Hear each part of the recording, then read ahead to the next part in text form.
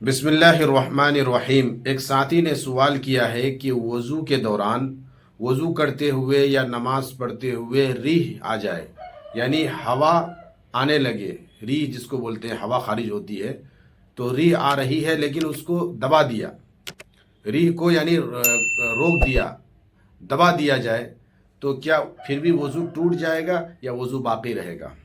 یہ سوال پوچھا ہے ایک ساتھی نے۔ تو اس کا جواب یہ ہے کہ وضو تب ٹوٹتا ہے جب ہوا جو ہے نکل جائے، ریح کا خروج ہو جائے۔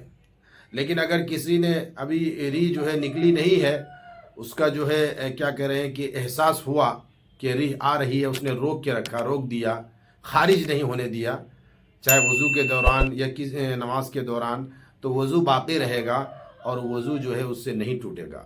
وضو ٹوٹنے کے لیے ضروری ہے کہ ریح مکمل نکل جائے، اس کا خروج ہو جائے۔ اگر اندر ہی اندر اگر دبا دیا گیا تو وضو نہیں ٹوٹے گا۔ السلام علیکم ورحمۃ اللہ وبرکاتہ۔